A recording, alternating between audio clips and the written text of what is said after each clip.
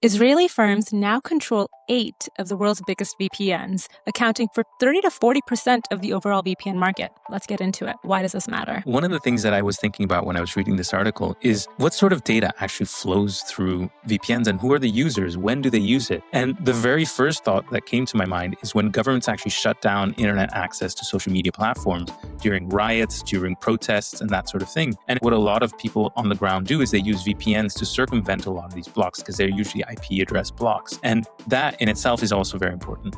But then a lot of people, they just don't want to be tracked. They don't want to be targeted on advertising. They don't want to also have certain security issues. I remember when I was in Syria, which used to be a sanctioned country and now going through the process of removing them, the only way as a humanitarian to be able to stay in touch with family and friends and to be able to do regular internet browsing is to be able to use a VPN, or most of the services were blocked. And so all of these are different use cases, but I'm actually really interested about how would you feel if the data that you've been browsing on is now shared with a VPN provider and you don't trust them? It comes down to being aware of the tech you're using. I don't know how this would be any different from your cloud service provider, your platform provider for literally any software that you have access to. To think that no one can access your data is such a foregone conclusion in that we should know it's just not true. Anyone and everyone can access your data if they really want to. And so it comes down to how much you trust the company, how much you trust the state in this case. And at the end of the day, you just kind of hope for the best. What would you do? I'm equating this to Epstein. Now, Epstein got connected to all of the rich, the famous, and basically made inroads and had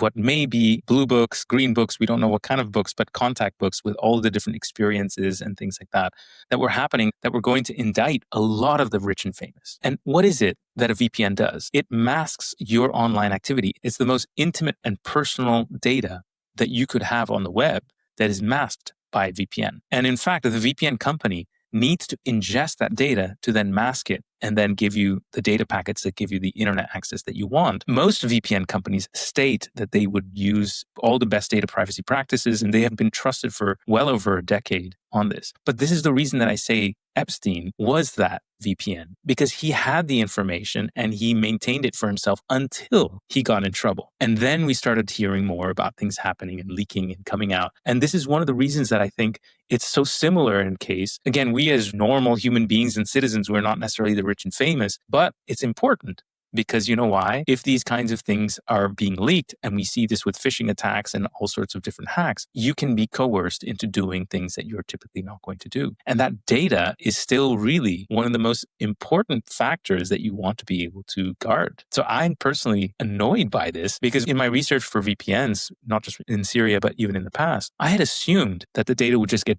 destroyed. And I, for some reason now, don't have that level of trust anymore.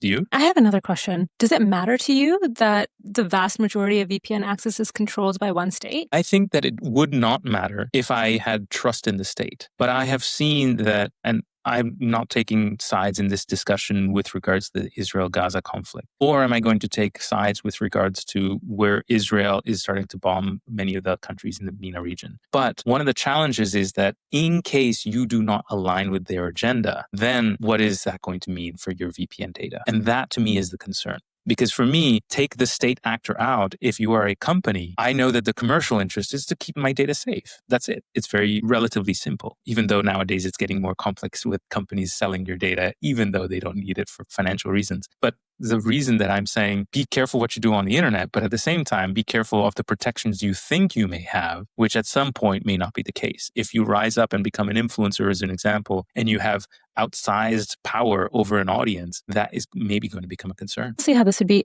really that different from relying on purely US tech to provide your platforms and your services and your access. And I appreciate that, yes, fine, they're corporations, but also to the point that you hinted at is slowly becoming one and the same in the US between government and tech companies, especially with the US's Cloud Act, where the US government can access any data provided by a US service provider, a US entity, regardless of how many protections they might have in place, just use the Cloud Act to do so. And I don't know if it's really that different. And I say all this because, like, what other options do we really have when it comes to US tech? With VPNs, at least, it sounds like we still have other options. Think about it this way. Why would a single state have companies that are literally sucking up all of the different VPNs? And this is, relatively speaking, different to the way we think of social media, where social media is born in the United States. So what we've seen is a lot of VPN activity being bought. It's being sort of consolidated under these two brands that are in Israel. And so that, to me in itself, is a question.